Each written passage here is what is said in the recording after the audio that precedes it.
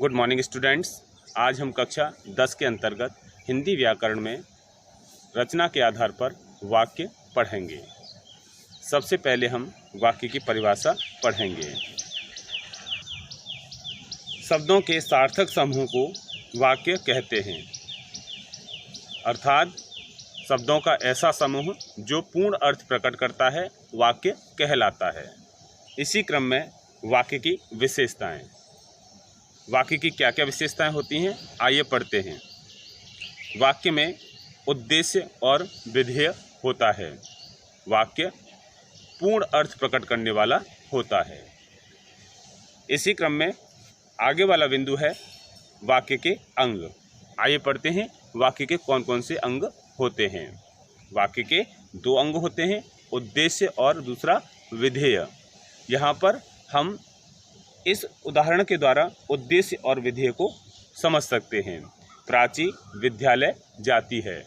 यहाँ पर प्राची उद्देश्य है और विद्यालय जाती है, यह यहाँ पर विधेय है। इसी क्रम में आगे वाला बिंदु है वाक्य के भेद। आइए पढ़ते हैं वाक्य के कौन कौन से भेद होते हैं। सबसे पहला वाक्य का भेद होता है सरल वाक्य।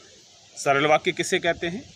जिन वाक्यों में केवल एक उद्देश्य और एक विधेय होता है और कर्ता द्वारा किए जाने वाले कार्य का सामान्य रूप से कथन किया जाता है, उन्हें सरल वाक्य कहते हैं। जैसे मोहन पढ़ रहा है। सरल वाक्य में कर्ता, कर्म, पूरक क्रिया, विशेषण और क्रिया का योग पाया जाता है। इसमें एक क्रिया होती है। इसी क्रम में वाक्य का आगे वाला भेद है संयुक्त वाक्य। संयुक्त वाक्य किसे कहते हैं? जिन वाक्यों में एक से अधिक उद्देश्य और विधेय संयुक्त रूप से होते हैं, वे संयुक्त वाक्य कहलाते हैं।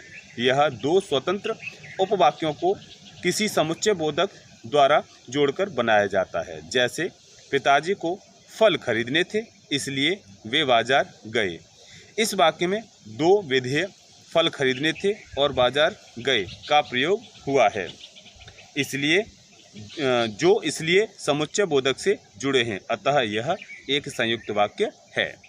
यहाँ पर इसमें दो या दो से अधिक उपवाक्य होते हैं और वे योजक शब्द यानी समुच्चय बोधक द्वारा जुड़े होते हैं। इसी क्रम में आगे वाला भेद है मिश्र वाक्य। आइए पढ़ते हैं मिश्र वाक्य किसे कहते हैं। मिश्र वाक्य दो उपवाक्यों से मिलकर बनता है, जिसमें से एक उपवाक्य अपने अर्थ के लिए दूसरा उपवाक्य पर आश्रित होता है। जैसे प्रदीप ने कहा कि वह कल नहीं आएगा। जिस वाक्य में एक से अधिक उपवाक्य हों जो किसी योजक द्वारा जुड़े होते हों, उन उपवाक्यों में एक प्रधान उपवाक्य हो और दूसरा या अन्य उपवाक्य दूसरे वाक्य पर प्रधान उपवाक्य पर निर्भर हो, उसे मिश्र वाक्य कहते हैं। यहाँ पर इसको हम इस उदाहरण द्वारा समझ सकते हैं। देखिए, प्रधानाचार्य ने कहा कि कल छुट्टी है। प्रधानाचार्य ने कहा कि कल छुट्टी रहेगी। यहाँ पर प्रधानाचार्य ने कहा, यह प्रधान उपवाक्य है, कि कल छुट्टी रहेगी, यह आश्रित उपवाक्य है। मिश्र वाक्य के भी तीन भेद होते हैं, आइए उनको भी पढ़ते हैं। देखिए, पहला संज्ञा उपवाक्य। इसमें प्रधान उपवाक्य में प्रयुक्त संज्ञा या संज्ञा पदबंध के स्थान पर जो उपवाक्य प्रयोग किया जाता है उसे संज्ञा उपवाक्य कहते हैं।